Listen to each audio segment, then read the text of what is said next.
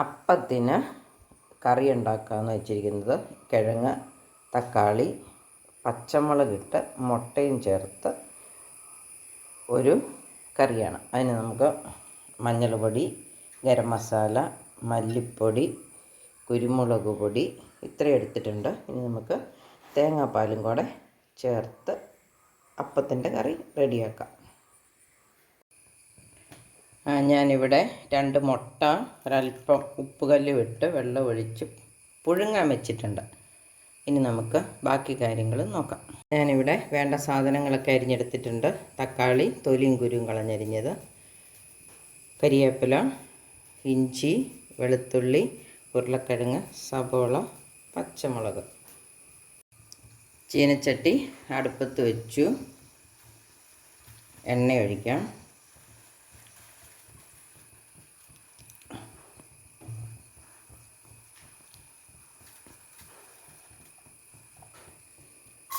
സബോള ഇട്ട് കൊടുക്കാം.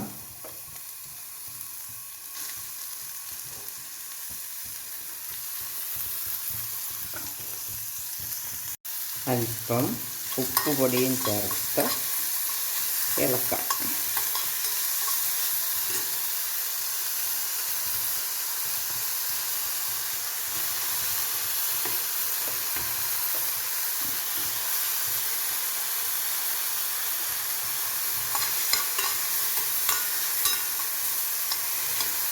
വഴന്ന് വരട്ടെ. മുട്ടക്കറിക്കുള്ള സവോളയല്ലേ, അപ്പോൾ അത് ഇച്ചിരി വേവണം. അപ്പം നമുക്കത് ഒത്തിരി ഒന്നും വഴന്ന് വരേണ്ട ആവശ്യമില്ല അല്ലേ. ഇനി കിഴങ്ങിനകത്ത് കിടന്ന് വേകാനുള്ളതല്ലേ, വെന്തലിഞ്ഞ് വന്നോളും. അപ്പോൾ നമുക്ക് ബാക്കി കാര്യങ്ങൾ ചേർക്കാം. വെളുത്തുള്ളി, ഇഞ്ചി, കറിവേപ്പില,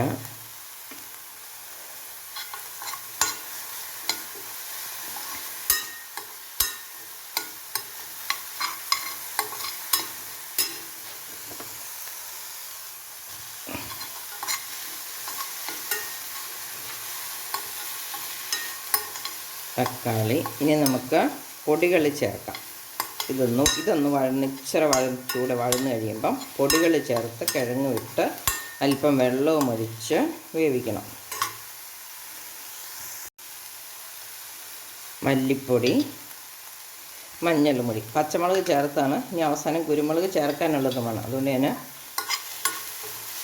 മുളക് പൊടി ചേർക്കുന്നില്ല.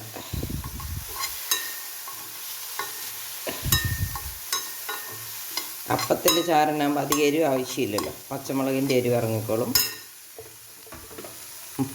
പൊടികളൊക്കെ ഒന്ന് ചൂടായിട്ടുണ്ട്. ഇനി നമുക്ക് ഉരുളക്കിഴങ്ങ് ഇട്ട് കൊടുക്കാം.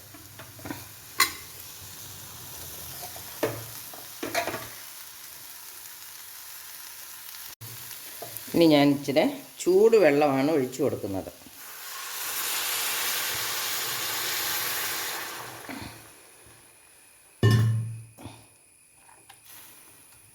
ഇത് വേകാൻ ആവശ്യത്തിന് വെന്ത് വെള്ളം പറ്റുമ്പോഴത്തേനും സവോള നല്ലപോലെ അലിയും. ഉരുളക്കിഴങ്ങും വെന്തോളും. അപ്പോൾ ഇതൊന്ന് മൂടി വെച്ച് വേവിക്കാം.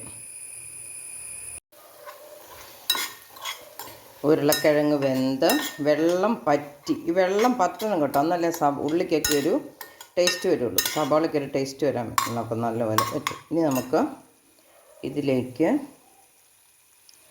കുരുമുളക് പൊടി,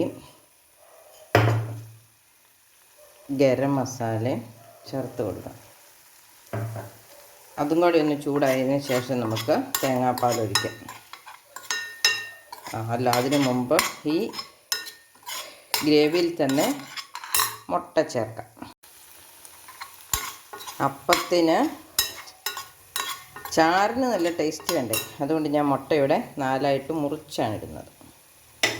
ചാറിന് ടേസ്റ്റ് വരാൻ വേണ്ടിയിട്ടാണ്. അതിൻ്റെ ഉണ്ണിയൊക്കെ ഒരല്പ ചാറിലൊക്കെ കലർന്ന് കഴിയുമ്പോൾ ചാറിന് നല്ല ടേസ്റ്റ് വരും. മുട്ടയൊന്ന് ഇച്ചിരി എണ്ണയും ഗ്രേവിയൊക്കെ മുട്ടയിൽ ഒന്ന് പിടിച്ചോളും. അതിനാണ് പാലൊഴിക്കുന്നതിന് മുമ്പ് തന്നെ ഇതിനകത്തിട്ട് ഇളക്കിയത്. ഇനി നമുക്ക് തേങ്ങാപ്പാൽ ഒഴിച്ച് തിളപ്പിച്ച് വാങ്ങാം.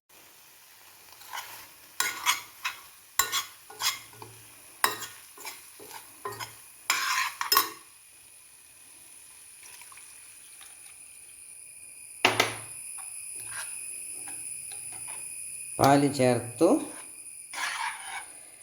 അല്പം കറിവേപ്പിലയും കൂടി ഇട്ടേക്കാം. കറിവേപ്പിലയ്ക്കും പഞ്ഞമില്ല, എനിക്കിഷ്ടം പോലെ കരിവേപ്പും കറിവേപ്പില ഉണ്ട്. അതുകൊണ്ടോട്ടോ ഞാൻ ഇത് പിന്നെയും കറിവേപ്പില ആദ്യം അവസാനമായിട്ട് ഇടുന്നത്. ഇനി ഇതൊന്ന് പയ്യെ തിളയ്ക്കുമ്പോൾ നമുക്ക് നിർത്താം. ഇതിന് ഉപ്പുണ്ടോ എന്ന് മാത്രം നോക്കിയാൽ മതി.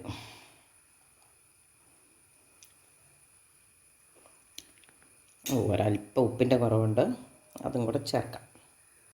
അപ്പം ഞാൻ അല്പം ഉപ്പും കൂടെ ചേർത്തു. ഇളക്കി.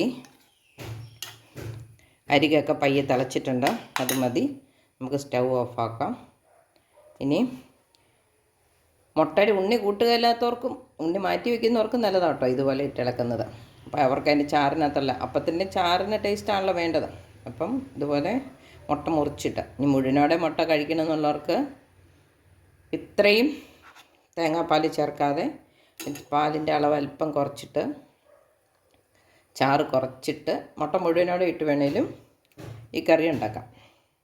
പിന്നെ എൻ്റെ വീഡിയോ ലൈക്ക് ചെയ്യണം, ഷെയർ ചെയ്യണം. ചാനൽ സബ്സ്ക്രൈബ് ചെയ്യാത്തവർ സബ്സ്ക്രൈബ് ചെയ്യണം. വീണ്ടും ഒരു വീഡിയോ ആയിട്ട് വരുന്നത് വരെ എല്ലാവർക്കും നമസ്കാരം.